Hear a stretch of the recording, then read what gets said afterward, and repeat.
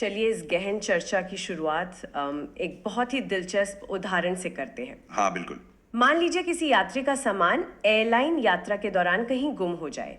वो यात्री शिकायत करता है, लंबी जद्दोजहद चलती है और फिर अंततः अदालत उस यात्री के पक्ष में फैसला सुनाते हुए एयरलाइन को सख्त आदेश दे देती है कि भाई तुरंत मुआवजा दिया जाए। सही बात है। और बाहर से देखने पर तो यही लगता है कि चलिए न्याय मिल गया, बात खत्म। हाँ, लेकिन असल में कहानी यहीं से उलझती है, क्योंकि कंपनी का जो रिफंड विभाग है ना, वो सालों तक उस फाइल को बस एक डेस्क से दूसरी डेस्क पर घुमाता रहता है। बिल्कुल। कभी कोई नया प्रशासनिक नियम बता दिया, तो कभी कोई पुराना सर्कुलर थमाकर फाइल रोक दी। एकदम सही। अब जरा विचार कीजिए, अगर ये पूरी स्थिति किसी खोए हुए सामान की ना होकर उम्र के आखिरी पड़ाव पर खड़े उन बुजुर्गों की आजीविका की हो, या मतलब उनकी जीवन रक्षक दवाइयों के खर्च की बात हो। तब तो ये महज एक प्रशासनिक देरी नहीं रह जाती, ये एक बहुत बड़ा मानवीय संकट बन जाता है। बिल्कुल। और हमारी आज की चर्चा का केंद्र बिल्कुल यही संकट है। हमारे पास आज जो स्रोत सामग्री है वो 18 अगस्त 2026 को केरल के कोल्लम से लोकसभा सांसद एन के प्रेमचंद्रन द्वारा भारत के प्रधानमंत्री श्री नरेंद्र मोदी को लिखा गया एक आधिकारिक पत्र है। हाँ, और ये बहुत ही महत्वपूर्ण दस्तावेज है। तो इस पत्र का मुख्य विषय है कर्मचारी पेंशन योजना 1995, यानी जिसे हम ईपीएस 95 कहते हैं। उसके तहत उच्च वेतन पर पेंशन या पेंशन ऑन हायर वेजेस को लेकर चल रहा विवाद। जी। और आज हमारा मिशन ये डिकोड करना है कि कैसे एक तकनीकी और प्रशासनिक मुद्दा असल में देश के हजारों वरिष्ठ नागरिकों के अधिकारों और उनके सम्मान का संघर्ष बन चुका है। देखिए, यहाँ जो सबसे रोचक बात है वो ये है कि इस पत्र की सबसे बड़ी अहमियत ही यही है कि ये सिर्फ एक साधारण शिकायत नहीं है। अच्छा, तो फिर इसे हम किस रूप में देखें? मतलब ये न्यायपालिका के आदेशों और हमारी प्रशासनिक व्यवस्था के जमीनी क्रियान्वयन के बीच चल रहे भारी टकराव का एक बहुत ही स्पष्ट दस्तावेज है। मतलब कोर्ट कुछ कह रहा है और जमीन पर कुछ और ही हो रहा है। बिल्कुल। जब हम ईपीएस 95 के तहत उच्च वेतन पर पेंशन के मुद्दे को देखते हैं तो पाते हैं कि देश भर में ऐसे हजारों सेवानिवृत्त कर्मचारी हैं जो अदालतों से अपने हक में फैसला आने के बावजूद आज तक उस लाभ का इंतजार कर रहे हैं, जो कि बहुत ही दुखद स्थिति है। हाँ। यह मुद्दा कर्मचारी भविष्य निधि संगठन यानी ईपीएफओ के सामने कई न्यायिक कार्रवाइयों और प्रतिवेदों के रूप में बहुत लंबे समय से लंबित है। लेकिन एक बात बताइए, पत्र के अनुसार सर्वोच्च न्यायालय और विभिन्न उच्च न्यायालयों ने तो इस संबंध में पात्र कर्मचारियों के अधिकारों को स्पष्ट कर दिया है ना? हाँ, बिल्कुल स्पष्ट रूप से परिभाषित कर दिया है। कानूनी तौर पर अब ये कोई ग्रे एरिया नहीं बचा है। तो फिर यहीं पर एक तार्किक सवाल खड़ा होता है। अगर सुप्रीम कोर्ट और देश के अलग अलग हाई कोर्ट्स ने कानूनी स्थिति को पूरी तरह से सुलझा ही दिया है, तो फिर इतनी अनिश्चितता और देरी क्यों है? यही तो मुख्य पेंच है। मतलब एक आम धारणा ये होती है कि सर्वोच्च न्यायालय का आदेश आखिरी होता है, उसके बाद तो संस्थाओं को बस उसे लागू करना होता है। तो आखिर सिस्टम में असली रुकावट आ कहाँ रही है? रुकावट की असली जड़ न्यायपालिका में नहीं है। समस्या प्रशासनिक ढांचे की उस पुरानी मानसिकता और वैधानिक पेचीदगियों में है जो समय के साथ खुद को बदल नहीं पाई है। अच्छा, मतलब बाबूशाही या कहें एडमिनिस्ट्रेटिव फ्रेमवर्क में गड़बड़ है। बिल्कुल। देखिए, जब अदालत कोई फैसला सुनाती है तो उसे लागू करने की जिम्मेदारी कार्यपालिका की होती है। समस्या तब खड़ी होती है जब प्रशासनिक संस्थाएं उन नए अदालती फैसलों को अपने दशकों पुराने नियमों और जटिल नियमावलियों के चश्मे से देखने लगती हैं। मतलब नया कानून लेकिन चश्मा वही पुराना। एकदम सही। अदालत ने सिद्धांत रूप में कह दिया कि कर्मचारियों को उनके वास्तविक उच्च वेतन के आधार पर पेंशन मिलनी चाहिए, न कि पुरानी जो सीमित वेतन सीमा थी उसके आधार पर। तो फिर ईपीएफओ को इसे लागू करने में क्या दिक्कत आ रही है? दिक्कत यह है कि जब इसे लागू करने की बारी आई तो प्रशासन को पिछली तारीखों से यानी रेट्रोस्पेक्टिव प्रभाव से सारे गणित दोबारा करने पड़े। ओ, बैक डेट से सारा कैलकुलेशन करना पड़ा। हाँ, और इसी प्रशासनिक बोझ या कहें एक तरह की अनिच्छा के कारण संस्था ने ऐसे सर्कुलर और नियम निकालने शुरू कर दिए जो तकनीकी रूप से अदालती आदेश को दरकिनार कर रहे हैं। यानी सीधे सीधे कोर्ट को मना करने के बजाय नियमों का ऐसा जाल बुन दिया कि दावे खुद ब खुद खारिज हो जाएं। बिल्कुल। दावों को खारिज करने का एक नया आधार बना दिया गया। पत्र में जिस अनिश्चितता का जिक्र है वो इसी प्रशासनिक भूल भुलैयाओं का परिणाम है। चलिए इसे थोड़ा और गहराई से समझते हैं, क्योंकि इस पत्र में एक बहुत ही विशिष्ट तारीख और एक सर्कुलर का जिक्र किया गया है। हाँ, 18 जनवरी 2025 का सर्कुलर। जी, जिसने इस पूरी व्यवस्था में आग में घी डालने का काम किया है। जैसा कि हम जानते हैं, हमारे सिस्टम में छूट प्राप्त प्रतिष्ठान या एग्जेम्प्टेड एस्टैब्लिशमेंट्स होते हैं। हाँ, जो अपना पीएफ ट्रस्ट खुद प्रबंधित करते हैं। बिल्कुल। तो इस 18 जनवरी वाले सर्कुलर ने विशेष रूप से इन छूट प्राप्त प्रतिष्ठानों के पेंशन भोगियों के लिए एक बहुत बड़ा संकट खड़ा कर दिया है। तो इस सर्कुलर के पीछे का मैकेनिज्म क्या है? देखिए, इस 18 जनवरी 2025 के सर्कुलर की कार्य प्रणाली को समझना ही इस पूरे विवाद की चाबी है। होता यह था कि एग्जेम्प्टेड एस्टैब्लिशमेंट्स के मामले में पीएफ का अंशदान उनके अपने आंतरिक ट्रस्ट में जाता था। ठीक है। और पेंशन का अंशदान, जो कि 8.33% होता है, वो ईपीएफओ को जाता था। अब अतीत में वैधानिक ढांचे के तहत एक वेतन सीमा तय थी। हाँ, वेत सीलिंग है ना जी। जैसे कभी 5,000, फिर 6500 और फिर 15,000 रुपए।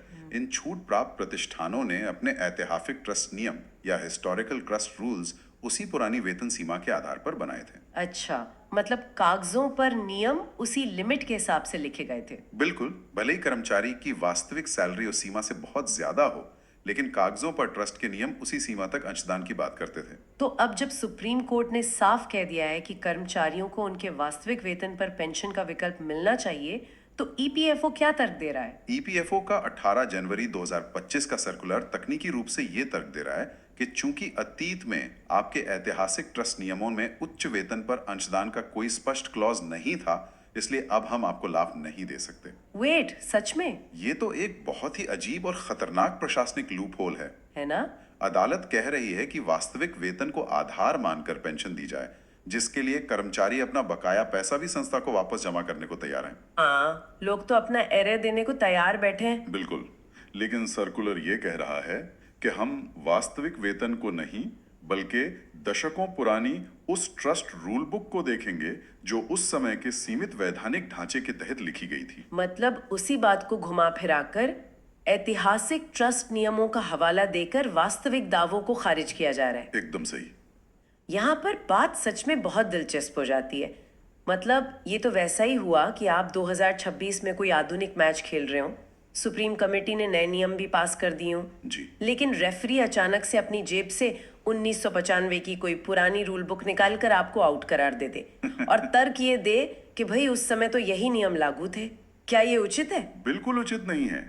जब अदालतों ने पुराने प्रतिबंधों को हटा दिया है, तो एक प्रशासनिक सर्कुलर उन पुराने ऐतिहासिक नियमों को ढाल बनाकर दावों को कैसे रोक सकता है? यही तो सबसे बड़ा सवाल है। और यही कारण है कि ये मामला एक बार फिर से न्यायपालिका के दरवाजे पर पहुंच रहा है।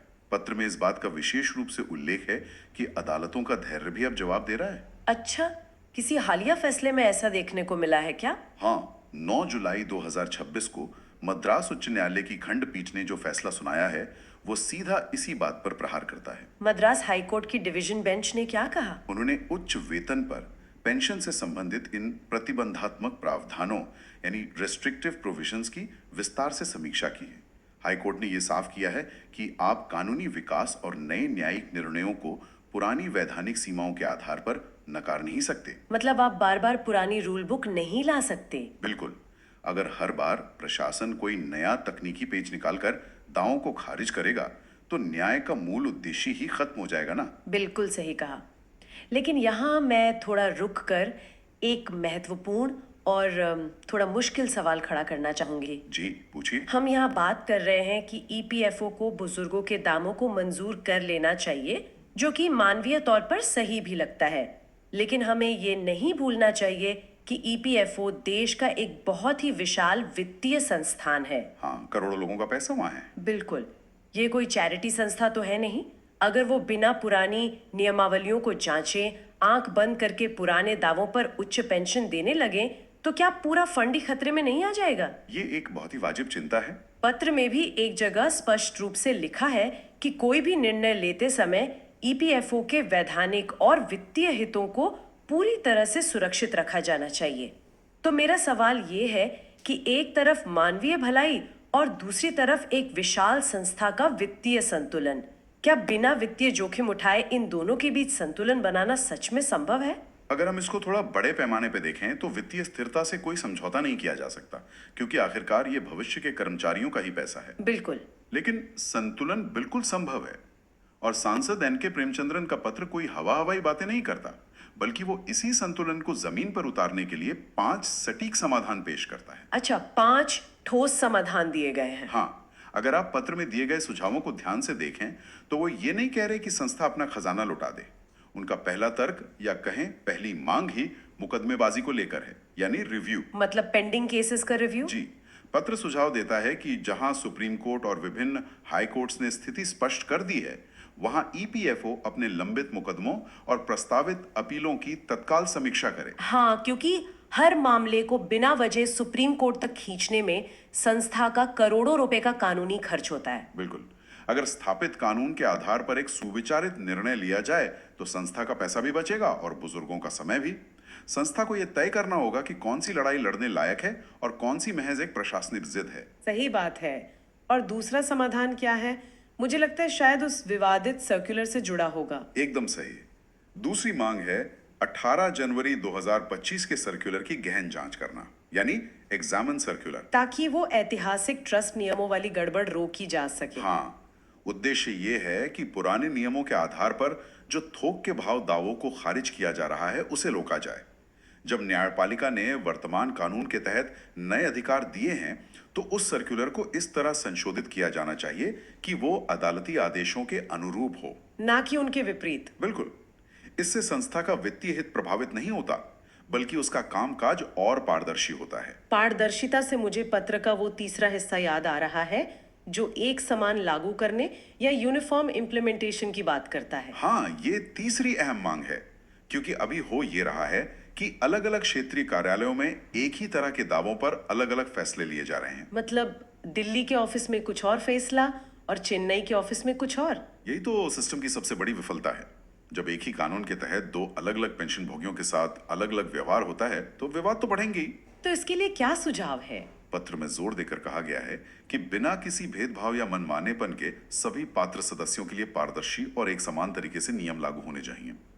जब नियम स्पष्ट होते हैं तो गड़बड़ी की गुंजाइश कम होती है और वित्तीय ढांचा भी मजबूत होता है। बिल्कुल। और चौथा पॉइंट क्या है? चौथा पॉइंट मानवीय दृष्टिकोण पर आधारित है, यानी प्रक्रिया में तेजी लाना या एक्सपीडाइट करना। देखिए, इन सब के बीच हम उस इंसान को भूल जाते हैं जिस पूरी व्यवस्था के केंद्र में है। हाँ, और वो इंसान कोई 25-30 साल का युवा नहीं है जिसके पास प्रशासनिक सुधारों का इंतजार करने के लिए दशकों का समय हो। यही इस पूरे मुद्दे का सबसे स्याह पहलू है। जिन प्रभावित पेंशन भोगियों की हम बात कर रहे हैं उनकी उम्र बहुत अधिक हो चुकी है। उनमें से कई तो कई साल पहले ही रिटायर हो चुके हैं। ये वो लोग हैं जिन्होंने अपनी पूरी जवानी देश के विकास को दी है। बिल्कुल। और आज उनकी रोजमर्रा की जरूरतें, उनका चिकित्सा व्यय और आजीविका पूरी तरह से इसी पेंशन पर निर्भर है। लंबी प्रशासनिक कार्यवाहियों के कारण उन्हें भारी कठिनाई का सामना करना पड़ रहा है। ये सिर्फ एक आर्थिक नुकसान नहीं है, ये एक गहरी मानसिक प्रताड़ना भी। इसलिए पत्र में आग्रह किया गया है कि इन वरिष्ठ नागरिकों की आयु को देखते हुए दावों के निपटारे में तुरंत तेजी लाई जाए। समय इनके लिए सबसे बड़ी विलासिता है जो इनके पास नहीं है। सच में। और शायद इसीलिए हर बात के लिए कोर्ट जाने की जो संस्कृति बन गई है ना, उसे तोड़ने की बहुत जरूरत है। क्योंकि अगर एक 80 साल के बुजुर्ग को अपनी ही पेंशन के लिए हाई कोर्ट और सुप्रीम कोर्ट के चक्कर काटने पड़े तो ये सिस्टम की हार है। एकदम। और इसी हार को टालने के लिए पत्र की 5वीं और आखिरी मांग सामने आती है, एक प्रशासनिक समाधान तंत्र या एडमिनिस्ट्रेटिव मैकेनिज्म का निर्माण। अच्छा, मतलब मुकदमों को कम करने के लिए व्यवस्था के भीतर ही कोई सिस्टम? जी, पत्र में कहा गया है कि जहां तक कानूनी रूप से संभव हो मामलों को प्रशासनिक स्तर पर ही सुलझाने का तंत्र बनाया जाए, ताकि बुजुर्गों को लंबी कानूनी लड़ाई ना लड़नी पड़े। बिल्कुल। व्यवस्था के भीतर ही एक ऐसी शिकायत निवारण समिति होनी चाहिए जो अदालती आदेशों के आलोक में विवादों का तुरंत निपटारा कर सके। तो इस पूरी गहन चर्चा का आखिर क्या निष्कर्ष निकलता है? अगर हम इस पूरे परिदृश्य को देखें तो ये पत्र सिर्फ कुछ बुजुर्गों की पेंशन की रुकी हुई फाइलों का पुलिंदा नहीं है। बिल्कुल नहीं। ये असल में इस देश के उस पूरे कार्यबल के सम्मान, उनके अधिकारों और व्यवस्था में उनके भरोसे की बात है। ये चर्चा हम सभी के लिए इसलिए भी महत्वपूर्ण है क्योंकि जो लोग आज काम कर रहे हैं वो भविष्य में इसी पेंशन सिस्टम का हिस्सा बनने वाले हैं। सही बात है। आज के युवा कल के पेंशन भोगी होंगे। हाँ, अगर आज का सिस्टम पारदर्शी और सुचारू नहीं है, तो ये भविष्य के हर कर्मचारी के लिए एक चेतावनी है। संस्थाओं को ये समझना होगा कि पेंशन कोई खैरात नहीं है, ये कर्मचारी का अपना ही कमाया हुआ पैसा है। बिल्कुल। और इस चर्चा के अंत में इन सभी तथ्यों के आधार पर एक बहुत ही बड़ा और विचारोत्तेजक सवाल खड़ा होता है। वो क्या? जब किसी नागरिक को अपना ही कमाया हुआ पैसा पाने के लिए दशकों तक न्यायपालिका और कार्यपालिका के चक्कर काटने पड़े, तो क्या हमें सिर्फ एक सर्कुलर बदलने या नियमों में बदलाव की जरूरत है? तो फिर क्या करना चाहिए? क्या समय नहीं आ गया है कि हमारे पूरे के पूरे रिटायरमेंट फंड सिस्टम को एक ऐसी आधुनिक तकनीक और कानूनी ढांचे से पूरी तरह से रीबूट किया जाए जहां ऐतिहासिक खामियों और ट्रस्ट नियमों की वजह से किसी भी बुजुर्ग की फाइल कभी अटके ही नहीं? ओह वाओ, मतलब पैच वर्क की जगह पूरा सिस्टम ही रिबूट कर दिया जाए। बिल्कुल। क्या हम हमेशा पुरानी इमारतों में पैबंद लगाते रहेंगे या भविष्य के लिए एक ऐसी व्यवस्था खड़ी करेंगे जहां न्याय सिर्फ कागजों पर नहीं, सीधे लोगों के जीवन में दिखाई दे? ये एक ऐसा सवाल है जिस पर हर किसी को गहराई से सोचने की जरूरत है।